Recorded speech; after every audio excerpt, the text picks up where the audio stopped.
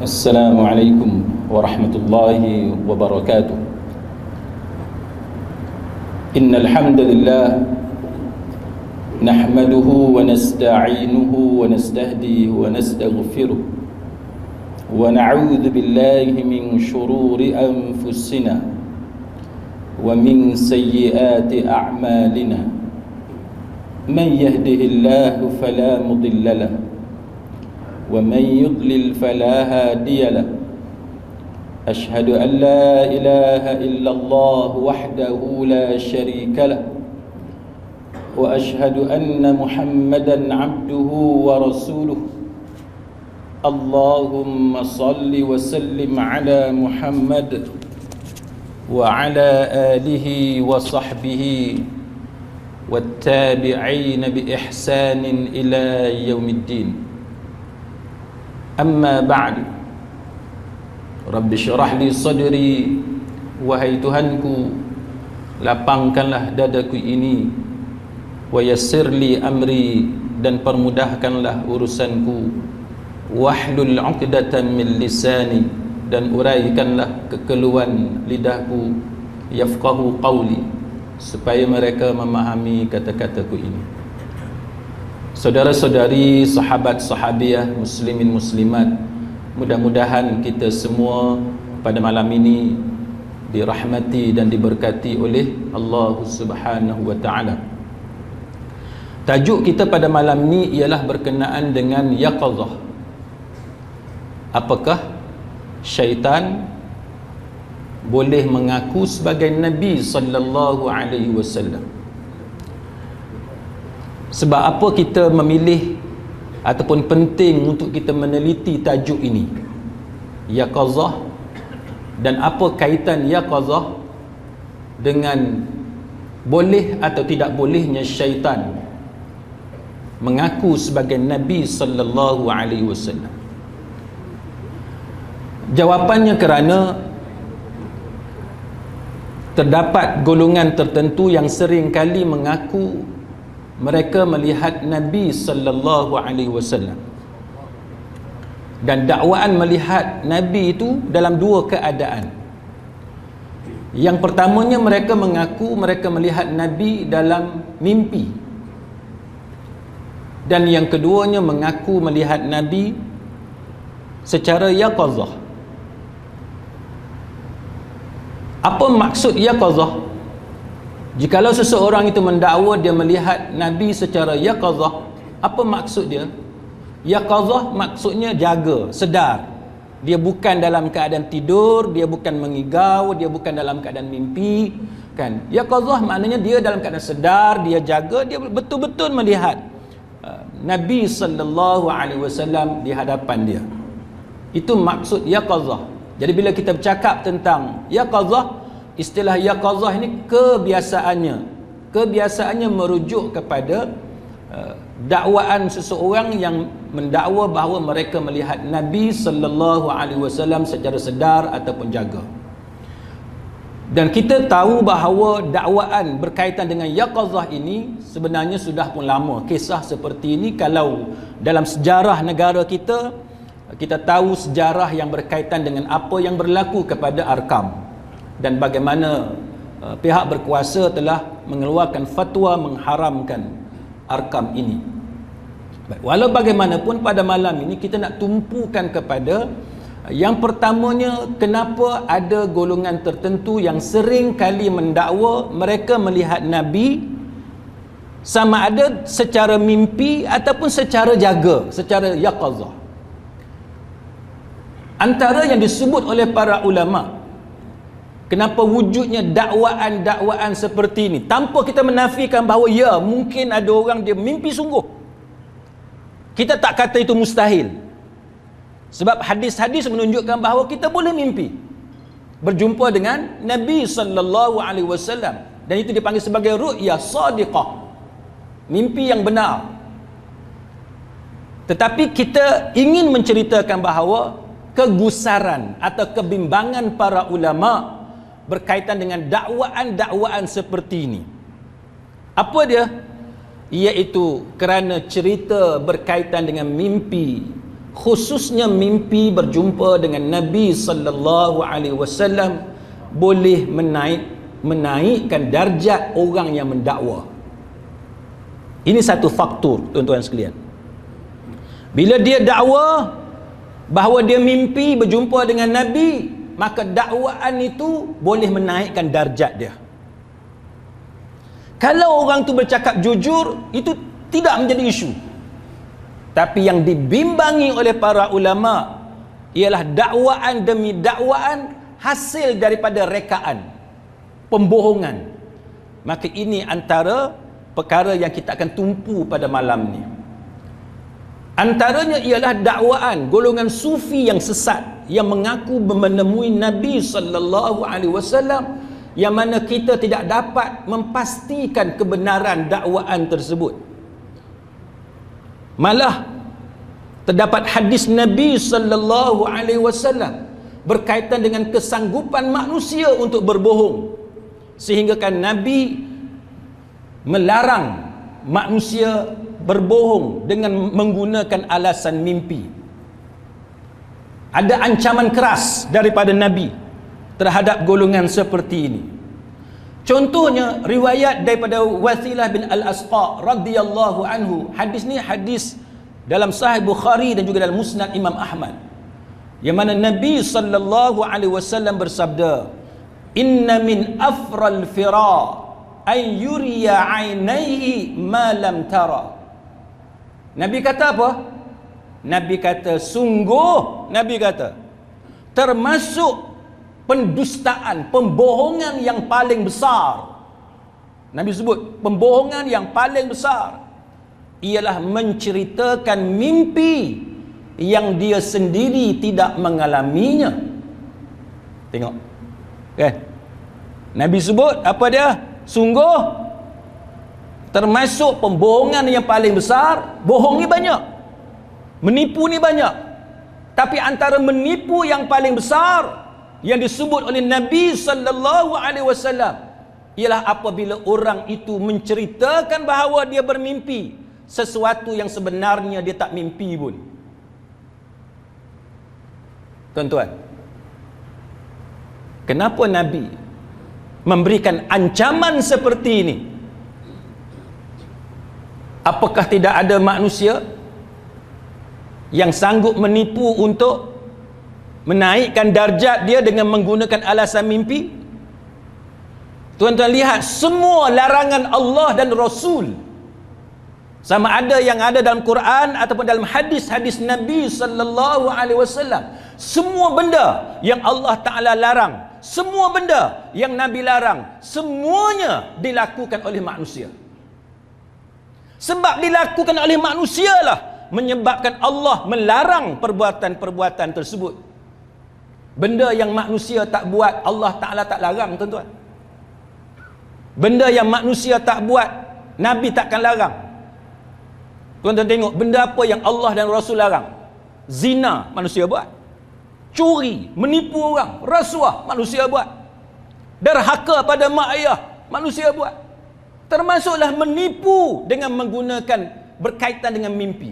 Tipu orang dengan menggunakan mimpi. Dia tak mimpi, tapi dia kata dia mimpi. Ini merupakan ancaman keras daripada Nabi sallallahu alaihi wasallam kepada orang yang sanggup melakukan perbuatan seperti ini. Satu lagi hadis daripada Ibnu Abbas radhiyallahu anhuma, bahawa Nabi sallallahu alaihi wasallam bersabda, "Man tahallama bihulmin lam yarahu kullifa ay ya'qida baina sya'irataini wa la yaf'al." Nabi kata apa?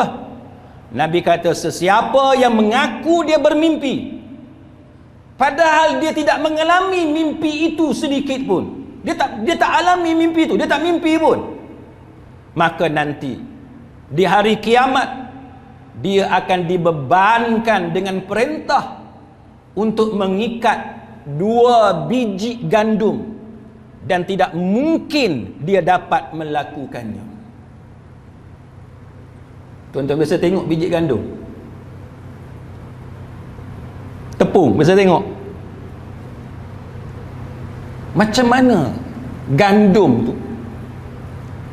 gandum tu ambil biji dia, biji gandum, ambil 2 biji, nak ikat 2 biji. Nak ikat macam mana biji gandum? Tuan-tuan tengok gandum tu, tangkai dia ambil kan, ambil yang tu, ambil biji dia, cuba ikat. Nak ikat dengan apa? Maknanya Allah Ta'ala perintahkan kepada orang tu untuk ikat 2 biji gandum. Ini bentuk penyiksaan yang Allah Ta'ala kenakan kepada orang yang mengaku dia mimpi benda yang dia tak mimpi sebenarnya. Azab daripada Allah Ta'ala. Tuan-tuan ingat zaman kita kecil-kecil dulu sekolah rendah, kalau cikgu denda kita benda yang sangat berat untuk kita buat, dia suruh tulis kesalahan apa kita buat, dia suruh kita tulis atas kertas. Jangan berhenti, tulis, jangan berhenti. Tak payah cerita tuan-tuan, air mata ni turun ni, tak tahu nak bila nak berhenti ni. Cikgu kata tulis, lagi kata cikgu kata jangan berhenti. Air mata ni turun tuan-tuan. Kita budak-budak dulu kan, kawan kita, saya tak pernah kena tuan-tuan. Kena cerita tu terang, saya tak pernah kena. Tengok kawan yang kena, menangis ni tuan-tuan. Tu cerita sekolah rendah, primary school.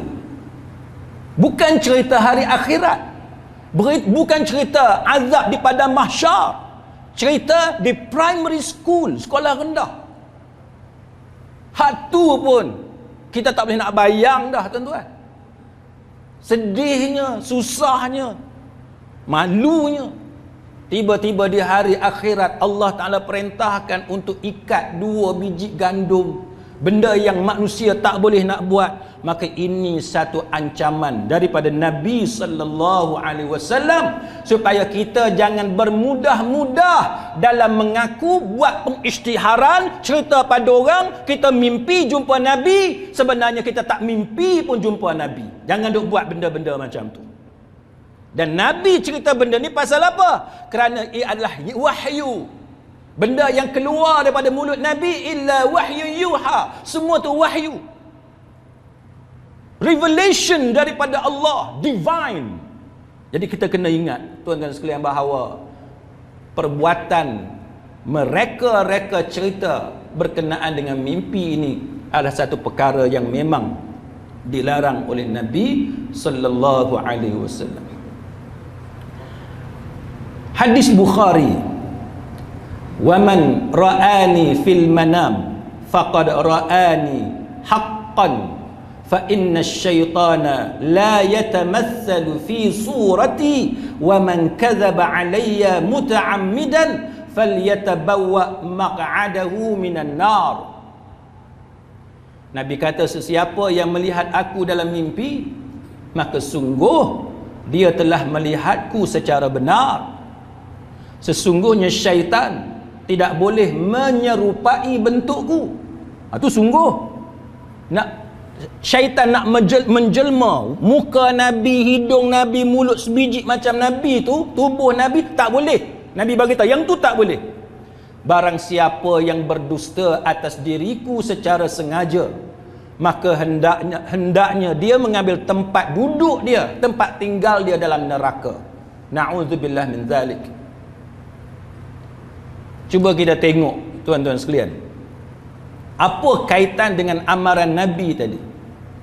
Amaran Nabi tadi, Nabi sebut dalam hadis ni, syaitan tak boleh menyerupai Nabi. Lepas tu Nabi kata, siapa-siapa yang sengaja berbohong atas diriku.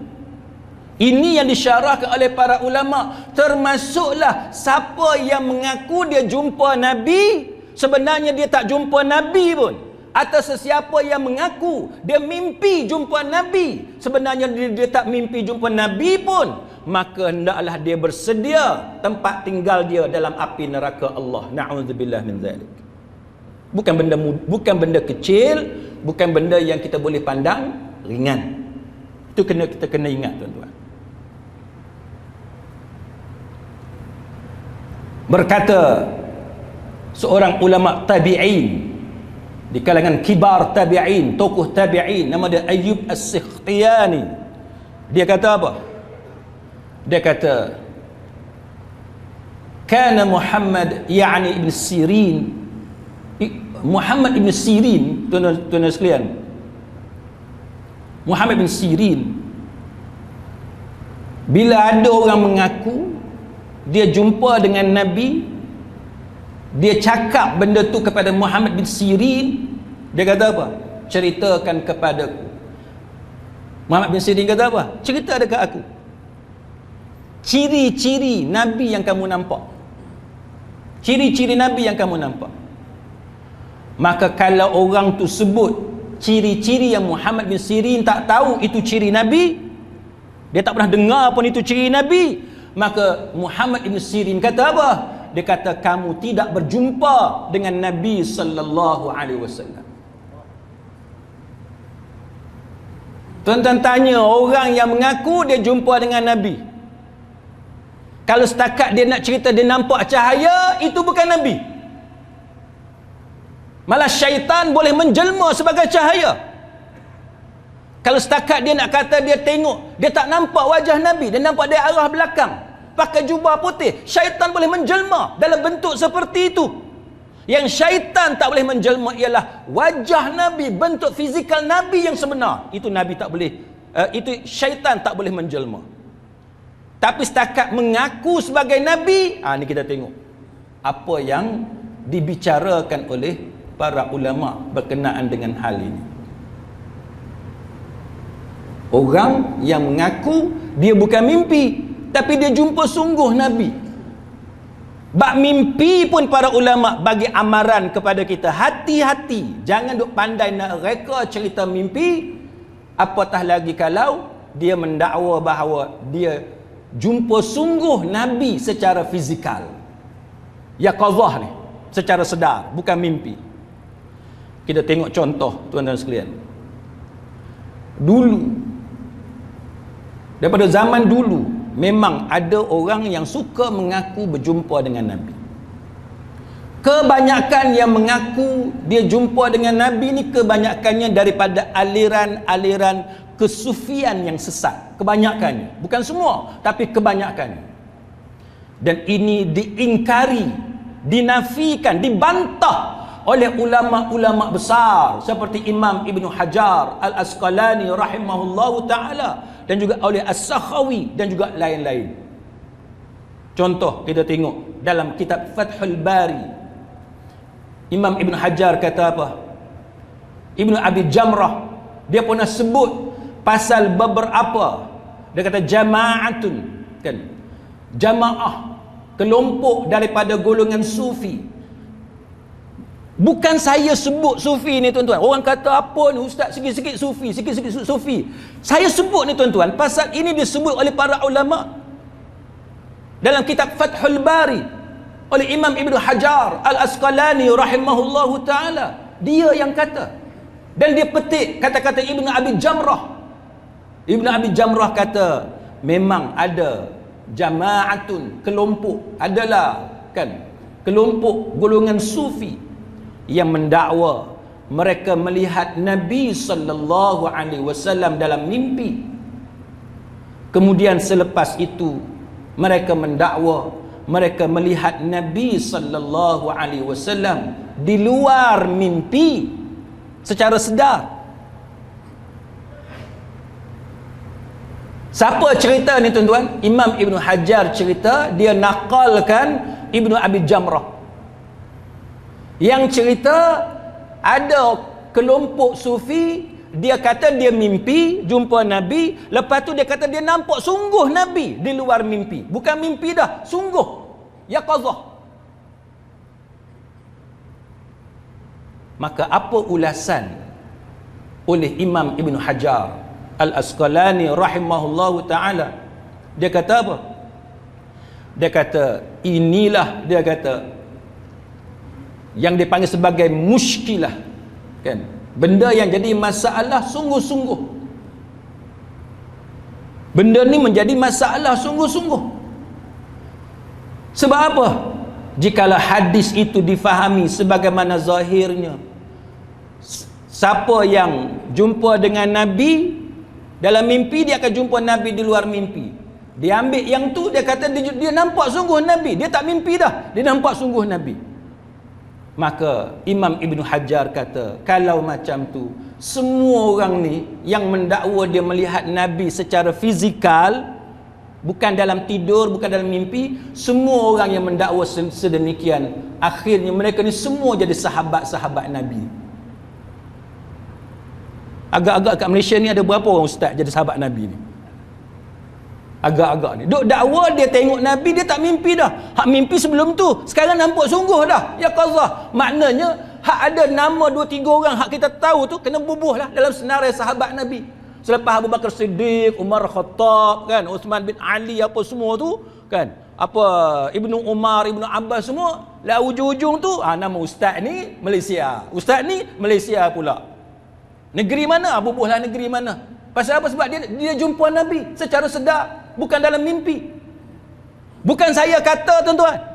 Bukan saya kata. Yang kata ni siapa? Siapa yang jumpa Nabi, kalau betul dia jumpa Nabi di luar mimpi, dia akan jadi sahabat. Siapa kata?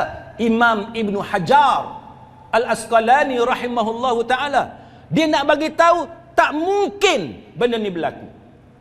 Sebab apa? Sebab kalau benda ni berlaku, bermakna sampai kiamatlah ada sahabat Nabi. Tak putus-putus sahabat Nabi. Yang kita belajar sahabat Nabi ni habis zaman sahabat, zaman tabi'in. Habis zaman tabi'in, zaman tabi'in. Tiba-tiba sahabat ni akan sentiasa ada. Pasal dia jumpa Nabi. Kita nak kata apa? Ini kemusykilan, masalah, persoalan yang sangat serius yang disebut oleh Imam Ibn Hajar, yang tak mungkin berlaku. Sebab tu tuan-tuan, kalau tuan-tuan dengar ada orang mendakwa dia jumpa Nabi di luar mimpi, jauhilah orang macam ni. Walaupun nampak baik, nampak baca Quran, baca hadis, bagi nasihat dan sebagainya, tapi ini petanda kesesatan yang mulai muncul berlaku dalam diri dia, yang kita tak boleh terima, tuan-tuan sekalian. Kemudian kita tengok, tuan-tuan sekalian, contoh satu lagi yang disebut oleh ulama seperti As-Sakhawi. Dia kata apa? As-Sakhawi kata apa? Dia kata belum pernah sampai kepada kami pengakuan seperti itu di kalangan para sahabat ataupun para ulama generasi selepasnya. Sahabat pun tak ada dakwaan-dakwaan pelik macam ni, tabi'in pun tak ada, tabi'in pun tak ada, generasi selepas sahabat tak ada buat dakwaan-dakwaan macam ni. Dia kata, Sakhawi kata apa? As-Sakhawi kata, Fatimah mengalami kesedihan yang sangat luar biasa. Sedih sangat-sangat Fatimah, anak kepada Nabi kita, putri kesayangan Nabi kita Rasulullah sallallahu alaihi wasallam. Dia punya sedih, tuan-tuan, 6 bulan, setengah pendapat ulama kata 6 bulan dia sedih. Ada perbezaan pendapat antara Fatimah dengan Abu Bakar Siddiq berkaitan dengan harta pusaka Nabi. Sedih Fatimah ni, dia tak dapat jawapan yang memuaskan hati dia. Kemudian dia meninggal dunia. Sebagian ulama kata dia meninggal dunia ekoran daripada kesedihan yang dia alami, ataupun dalam keadaan dia sedih itulah dia meninggal dunia. Sebahagian pendapat para ulama. Maka apa kata dia? As-Sakhawi kata, padahal rumah Fatimah itu kan, rumah Fatimah sangat dekat dengan makam Nabi sallallahu alaihi wasallam.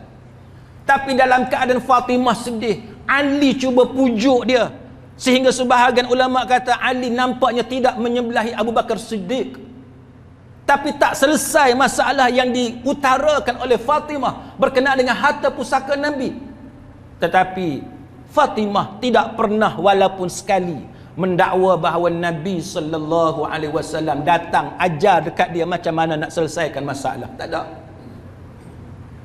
Jadi kalau Fatimah, anak puteri kesayangan Nabi sendiri pun tidak pernah membuat dakwaan sedemikian, sahabat-sahabat Nabi pun tak pernah membuat dakwaan sedemikian, masa perang Jamal, perang Siffin dan sebagainya, macam mana pula orang kita zaman sekarang ni yang langsung tak kenal rupa paras Nabi, tak pernah tengok dengan mata kepala dia, dia dengan begitu yakin hak itulah Nabi. Ini antara perkara yang sebenarnya telah dijawab kan oleh para ulama sekian lama. Kerana dakwaan ni bukan baru, tuan-tuan. Dakwaan ni bukan baru. Dia macam ajaran sesat. Macam pengakuan Imam Mahdi, Nabi palsu. Zaman Nabi pun dah ada dah. Zaman sahabat dah ada dah. Sampailah zaman sekarang. Dia bukan isu baru. Dia isu lama yang sentiasa berulang dan berulang. Maka kita, tuan-tuan sekalian, kita kena hati-hati dengan dakwaan seperti ini. Baik. Berkenaan dengan dakwaan, bertemu dengan Nabi sallallahu alaihi wasallam, sedangkan Nabi dah wafat. Kita kata kita jumpa dia. Maka kita tengok apa ulasan para ulama. Mungkin ke tak mungkin berjumpa dengan Nabi dalam keadaan sedar sedangkan Nabi dah wafat? Maka para ulama melihat beberapa dalil, tuan-tuan.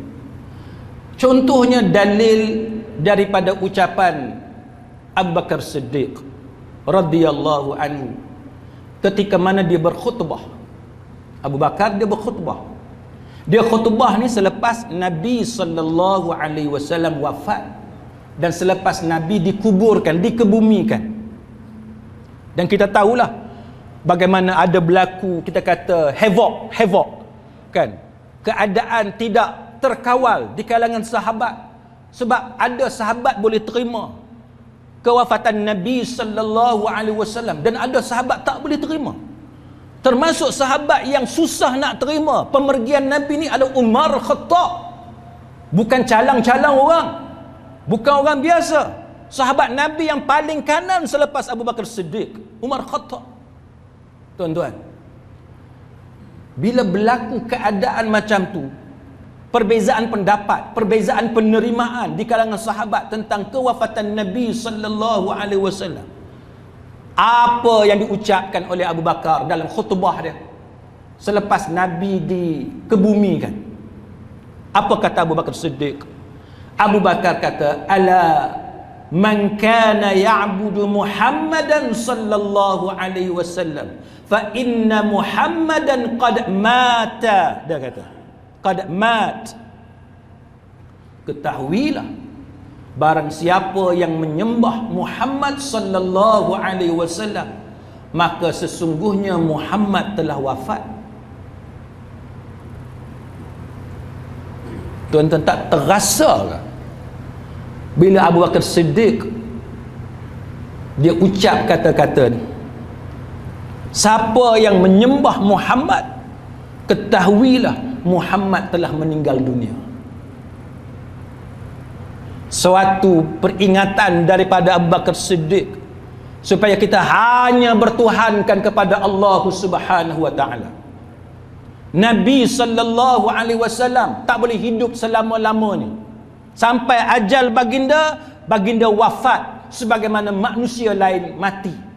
Sebagaimana manusia lain wafat, diwafatkan oleh Allah Subhanahu wa taala. Yang kekal hanyalah Allah.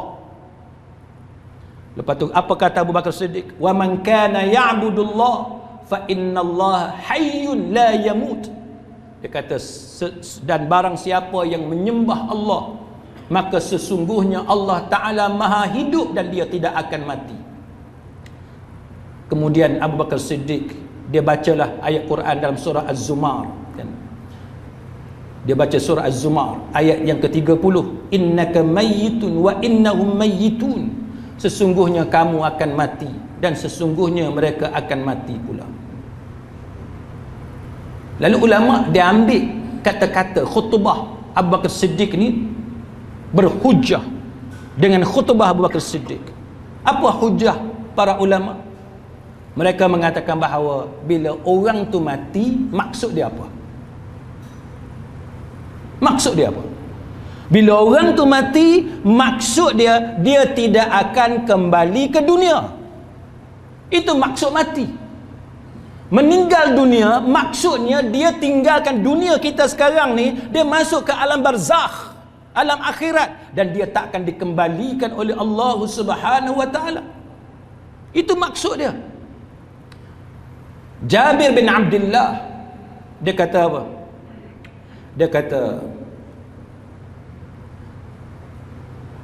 Dia kata Rasulullah sallallahu alaihi wasallam berjumpa aku. Faqala li, lalu Nabi kata dekat Jabir bin Abdullah, ya Jabir, mali araka munkasira. Wahai Jabir, kenapa aku melihat kamu dalam keadaan bersedih? Nabi jumpa dengan Jabir, Nabi tanya Jabir, kenapa aku tengok kamu dalam keadaan sedih? Sedih tu pasal apa? Sedih. Jabir jawab, ya Rasulullah, ayahku mati syahid. Jabir kata dekat Nabi, ayah dia mati syahid, mati dalam perang. Sedangkan ayahku meninggalkan anak-anak dan juga hutang. Tinggal anak yang kita nak kena jaga dia, adik-beradik kita. Tak cukup dengan tinggalkan adik-beradik yang kita nak kena jaga ni, tinggal dengan hutang lagi. Tinggal dengan hutang lagi. Tak sedih macam mana? Tinggal secara mengejut, mati dalam perang secara tiba-tiba. Adik-beradik siapa nak sara, nak nafkah, hutang lagi. Maka Nabi kata, tidakkah aku berikan khabar gembira kepadamu tentang Allah yang menemui ayahmu? Jabir kata, ya wahai Rasulullah. Baginda bersabda, Allah tidak berbicara dengan seorang pun kecuali daripada balik tirai dia ada hijab. Tetapi Allah menghidupkan ayahmu di alam barzakh. Ini cerita orang mati syahid. Orang mati syahid ni dia hidup di alam barzakh, lalu berbicara kepadanya berhadap-hadapan, menghadap tanpa hijab. Allah berkata, wahai hambaku, berangan-anganlah kepadaku, nescaya akan kuberikan kepadamu. Ni Nabi cerita benda yang berlaku di alam barzakh antara ayah Jabir bin Abdullah dengan Allah. Nabi cerita kepada Jabir dan nampak Jabir sedih. Lalu Nabi cerita dekat Jabir, ayahmu berkata kepada Allah, wahai Tuhanku, wahai Rabb, Engkau menghidupkan aku di dunia. Engkau hidupkanlah aku di dunia. Dia minta hidup kali yang kedua, kan? Supaya dia terbunuh bagi kali kedua kerana-Mu. Dia nak mati syahid kali kedua. Sebab orang mati syahid ni dia seronok sangat dengan keadaan dia masa dia dibunuh itu. Ini antara nikmat yang sangat besar yang Allah Ta'ala kurniakan kepada para syuhada. Lalu jawab Allah, sesungguhnya telah berlalu daripadaku bahawa mereka, yakni orang yang telah mati, tidak akan dikembalikan ke dunia.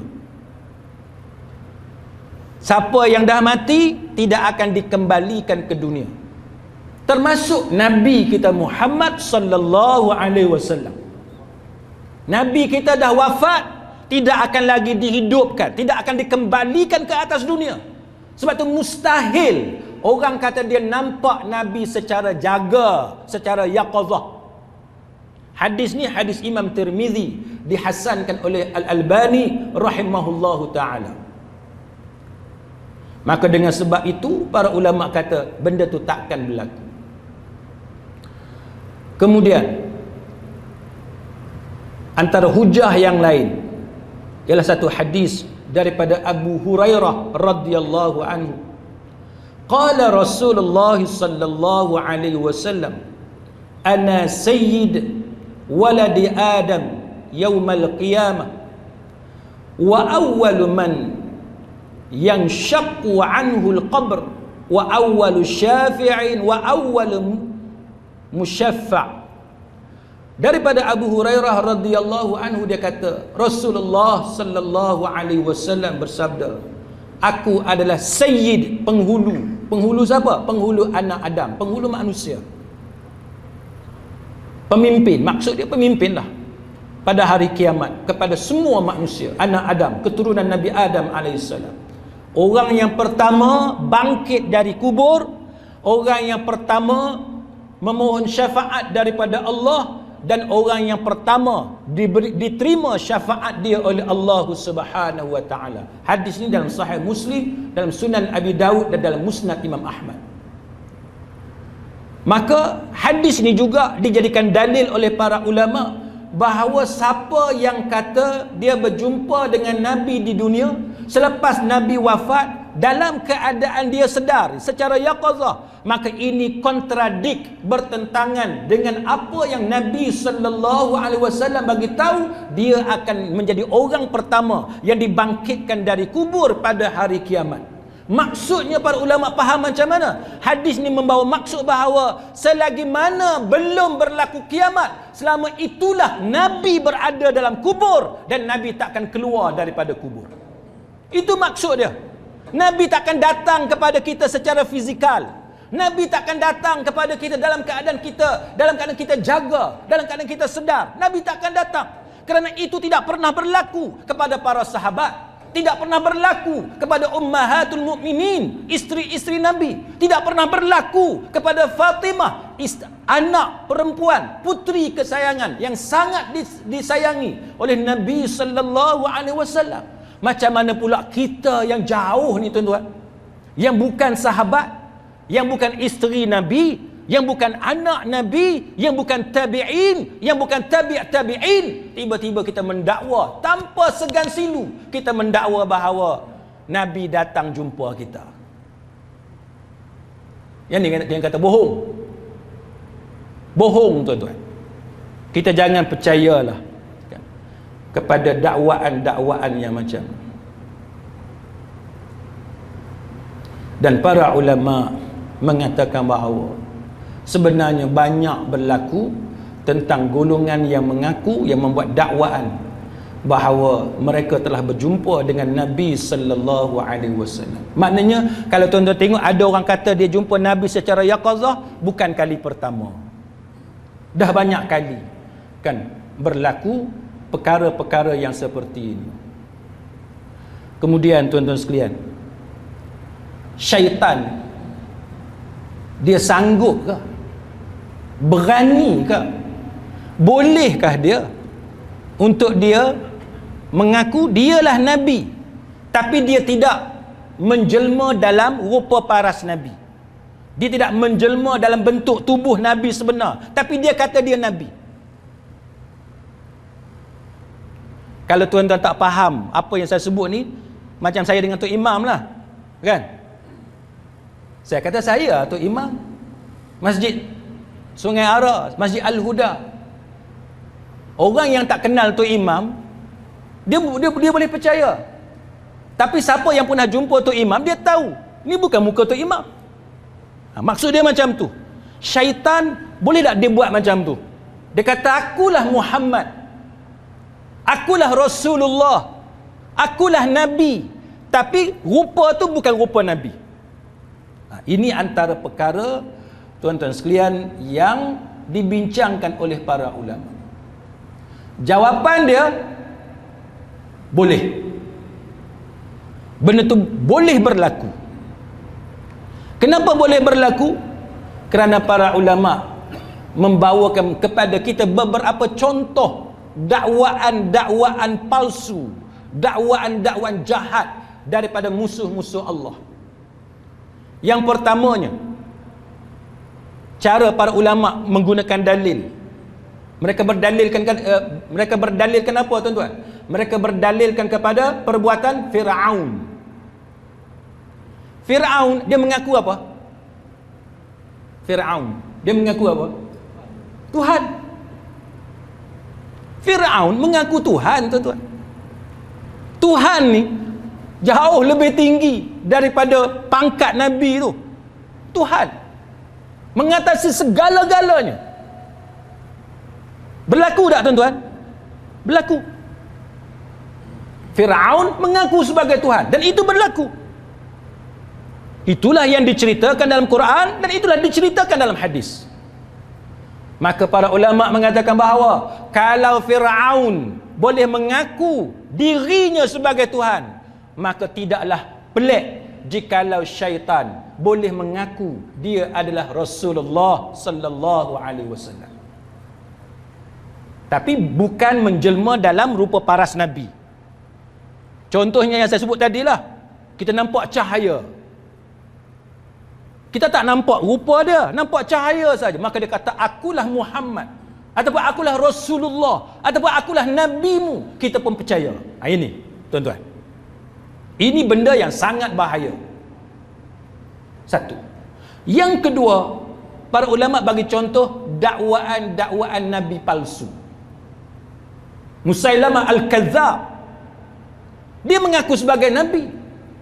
Bukan Musailamah seorang, ramai lagi yang mengaku sebagai Nabi. Berlaku tak? Berlaku. Memang berlaku. Manusia yang mengaku dialah Nabi. Maka inilah antara contoh yang para ulama bawakan kepada kita bahawa syaitan, sama ada dia datang kepada kita dalam mimpi atau dia datang kepada kita secara yaqazah, secara jaga, dan dia mendakwa dialah Rasulullah, boleh jadi, boleh berlaku. Sebab tu kita jangan duk gaduh sangat nak pergi cerita ke orang, aku semalam mimpi jumpa Nabi, ataupun tadi aku pergi IKEA jumpa Nabi kat IKEA, tadi aku main bola ujung padang aku nampak Nabi. Macam mana kau tahu tu Nabi? Sebab dia cahaya, dia kata dialah Rasulullah. Yang tu tuan-tuan, confirm setan. Hak tu confirm setan, berdasarkan kepada alasan tadi kan? Berdasarkan kepada alasan tadi. Maka contoh tuan-tuan sekalian, ni bagi siapa yang meminati Syekh Abdul Qadir Jilani, cerita berkenaan apa yang berlaku kepada Syekh Abdul Qadir Jilani, sebagaimana yang diceritakan oleh Syekh Muhammad Saleh Al-Munajjid. Syekh Muhammad Saleh Al-Munajjid cerita benda yang berlaku kepada Syekh Abdul Qadir Jilani. Ni siapa yang ikut tarikat, juga aliran Kusufian, antara nama yang mereka cukup suka adalah Syekh Abdul Qadir Jilani. Apa cerita Syekh Abdul Qadir Jilani sebagaimana yang dibawakan oleh Syekh Muhammad Saleh Al-Munajjid? Dia cerita tentang kemungkinan beraninya syaitan untuk mengaku sebagai Tuhan dan beraninya syaitan untuk mengaku sebagai Rasulullah sallallahu alaihi wasallam. Tuan-tuan jangan ingat setan tak berani. Dia mengaku jadi Tuhan pun dia berani. Dia mengaku diri dia sebagai Nabi, lagilah senang. Sebagai Tuhan pun dia berani. Baik. Dalam kisah yang berlaku kepada Syekh Abdul Qadir Jilani ini, tuan-tuan sekalian, dia kata apa? Dia kata bagaimana apa yang pernah berlaku kepada Syekh Abdul Qadir Jilani. Dia lihat haitsu ra'a jalisan ala arsh baina as-sama' wal ard yaqulu lahu ana rabbuk. Syekh Abdul Qadir Jilani ni dia nampak duduk atas arash, antara langit dengan bumi ni ada arash, ada sesuatu yang duduk atas arash. Dia nampak arash. Bukan arash Tuhan tau, bukan singgasana Allah, bukan arash yang kita sebut arsyur Rahman tu, bukan. Tapi dia nampak singgasana antara langit dengan bumi, dia nampak. Dan hak duduk atas arash, atas singgasana tu tuan-tuan, yang duduk atas singgasana tu, dia kata apa? Yaqulu lahu, dia kata kepada Syekh Abdul Qadir Jilani, dia kata ana rabbuk, aku ni Tuhan kamu. Dia mengaku Tuhan, setan. Setakat nak mengaku Nabi Muhammad tak pelik, dia mengaku Tuhan. Duduk tu hak tinggi kat langit tu, dia mengaku aku Tuhan. Dia kata. Maka apa? Maka itu dinafikan oleh Syekh Abdul Qadir Jilani. Dia kata engkau ni adalah musuh Allah, iblis. Itu dijawab oleh Syekh Abdul Qadir Jilani. Kalau kita bukan kita hak dalam masjid ni lah, ni orang hak suka mendakwa benda pelik-pelik ni. Dia buat kuliah maghrib, dia buat kuliah subuh ke ceramah ke apa ke, buat live, saya telah melihat Allah di atas arash, antara bumi dengan langit. Dan dia mengatakan bahawa akulah Tuhanmu, ana rabbuk. Berat tuan-tuan, berat. Syekh Abdul Qadir Jilani, dia tak macam kita. Dia tak laparkan populariti. Dia tidak laparkan kemasyhuran. Dia sanggup kata, engkaulah musuh Allah, iblis. Dia terus kata, engkaulah musuh Allah, iblis. Kita tuan-tuan mimpi nampak cahaya, nampak orang tua pakai jubah putih, terus cerita ke orang, aku jumpa dengan Nabi. Aduh, orang kita ni tuan-tuan, belajarlah tuan-tuan dengan sikap para ulama. Kita suka sangat sebut nama Syekh Abdul Qadir Jilani, tapi kita tak ikut kehebatan dia. Kita tak ikut cara dia dalam menangani isu-isu seperti ini. Tak ada.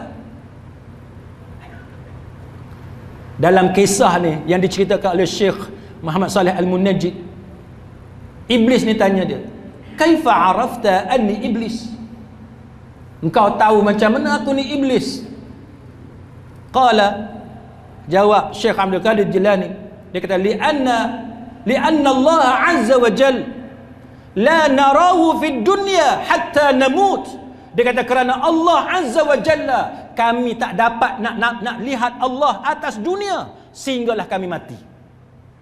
Sebab tu ilmu syariat kena kemas, ilmu agama kita kena mantap, barulah kita dapat bezakan hak ni iblis ke apa, yang duk mengaku dia Tuhan lah, dia ni Nabi lah dan sebagainya. Dan sekarang, kenapa setan ni dia suka datang kepada kita? Dia nak mengaku dia Tuhan, dia nak mengaku dia Nabi. Apa tujuan dia? Yang kita duk kalut-kalut nak pergi cerita ke orang, aku nampak Allah, aku nampak Nabi ni, sampai terpengaruh dengan tipu daya, dengan strategi licik syaitan. Apa tujuan dia? Maka para ulama mengatakan bahawa sebagaimana perangai Dajjal, attitude Dajjal, sebagaimana attitude Firaun, maka begitulah syaitan. Sebab Dajjal ni setan, Firaun pun setan. Kita belajar kan, setan dua, setan jin, setan manusia. Maka begitulah syaitan. Dia sanggup dan berani mengaku sebagai Tuhan dan mengaku sebagai Nabi sallallahu alaihi wasallam. Tujuan dia untuk menyesatkan manusia. Itu tujuan dia, untuk menyesatkan manusia. Lepas mengaku tengok Nabi, jumpa Nabi, lepas mengaku itu, mengaku ini, last sekali apa? Jumaat tak payah semayang, kan? Boleh tidur dengan isteri orang, boleh buat dakwaan macam-macam sebab dah terlepas daripada ikatan syariat. Itu benda yang berlaku. Tuan-tuan bacalah sejarah yang berlaku kepada aliran kusufian yang sesat. Tuan-tuan tengok apa yang berlaku. Syekh Saleh Al-Munajjid kata apa? Dia kata syaitan boleh, dia jumpa orang tu dalam mimpi pun boleh, dalam keadaan jaga pun boleh, dan dia mengaku dia adalah Nabi sallallahu alaihi wasallam. Maka orang yang jahil, orang yang bodoh, yang tidak tahu tentang sifat-sifat Nabi, dan dia tidak faham tentang hakikat sebenar ajaran agama ini, dia akan terpedaya dengan dakwaan yang dibuat oleh syaitan itu. Maka antara benda yang disebut oleh para ulama tentang strategi syaitan, contohnya dia datang kepada kita dalam mimpi ke atau secara yaqazah, secara jaga. Dia datang nampak hebat. Yang ada orang kata jubah putih lah, pakai serban lah, ada bercahaya lah, macam-macam lah. Dia akan datang kepada kita sebagai seorang yang hebat. Lepas tu ada nur, ada cahaya. Ada cahaya. Maka hanya orang jahil dan bodoh sahaja yang percaya itu adalah Rasulullah sallallahu alaihi wasallam. Kerana dia tak pernah jumpa Nabi. Macam mana dia nak pastikan bahawa itu adalah Nabi? Kecuali dia benar-benar mengetahui perbezaan Nabi dengan orang lain. Itu sahaja. Ibn Taymiyah rahimahullahu ta'ala, dia kata apa? Dia kata kalaulah ada orang dan dia ni bukan sahabat Nabi, dia tak pernah jumpa Nabi, tapi dia pergi mengaku dia jumpa dengan Nabi, dan ciri-ciri yang dia sebut tu tak kena dengan hadis-hadis sahih, maka pastikanlah, ataupun dia kata itulah sebenarnya syaitan yang menipu. Selagi tak sama dengan hadis-hadis yang sahih tentang Nabi, maka dia kata itu ada syaitan yang menipu. Maknanya Ibn Taymiyah mengatakan bahawa syaitan boleh memperdayakan kita dengan mengaku dia adalah Nabi. Dia boleh buat benda-benda yang macam ni. Syekh Abdullah bin Baz rahimahullahu ta'ala, dia kata apa? Dia kata bahawa syaitan, dia memang berani, dia memang boleh, dia boleh sanggup buat untuk mengaku sebagai Nabi dalam mimpi seseorang. Dia boleh buat. Cuma dia kata syaitan tidak boleh menjelma dalam rupa paras Nabi. Ini kata bin Baz rahimahullahu ta'ala. Tapi setakat mengaku dia adalah Nabi, dia boleh buat.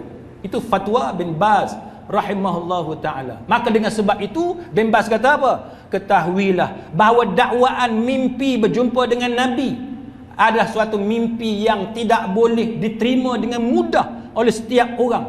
Siapa-siapa mengaku, kita jangan mudah untuk menerimanya. Dan para ulama mengatakan bahawa yang boleh diterima hanyalah apabila orang tu orang yang saleh, dia sentiasa berada di atas dasar ilmu yang betul, dan apa yang dia buat itu berdasarkan kepada syariat Islam yang sebenar. Selagi mana dakwaan dia tidak menepati ciri-ciri itu, maka hendaklah kita menolak. Hendaklah kita menolak dakwaan-dakwaan yang sedemikian. Baik, akhir sekali, sidang hadirin mukminin, apa yang boleh kita buat terhadap golongan yang macam ni? Golongan yang terpedaya dengan strategi syaitan, golongan yang mudah tertipu dengan tipu muslihat syaitan, sama ada dalam mimpi dia atau dalam jaga dia. Maka mereka ini adalah pembohong yang besar, mereka adalah penipu yang besar. Hendaklah kita berinteraksi dengan orang seperti ini sebagaimana kita berinteraksi dengan penjenayah yang berdusta di atas nama Allah Subhanahu wa taala dan berdusta di atas nama Nabi sallallahu alaihi wasallam. Maknanya kita jangan pandang mudah fenomena yang sedang berlaku sekarang. Jangan pandang mudah. Dan kalau terbukti benda dakwaan-dakwaan yang mereka buat ini terbukti, kalau terbukti menyebabkan perbalahan sesama orang Islam, menyebabkan kebinasaan, kerosakan kepada agama kita, maka pihak berkuasa, kerajaan, pemerintah hendaklah mengambil tindakan terhadap dakwaan-dakwaan ini. Jangan didiamkan. Jangan kita biarkan mereka ni buat live, buat ceramah, buat kuliah, dijemput oleh masjid untuk cerita benda-benda macam ni, dan hendaklah dihukum dengan hukuman yang sesuai berdasarkan kepada peruntukan undang-undang dan juga berdasarkan kepada hukum syarak. Maka orang yang melakukan pembohongan di atas nama Nabi sallallahu alaihi wasallam, kita tak boleh biarkan mereka meneruskan penipuan itu. Jangan kita biarkan dia teruskan, walaupun alasan dia atas nama kebaikan.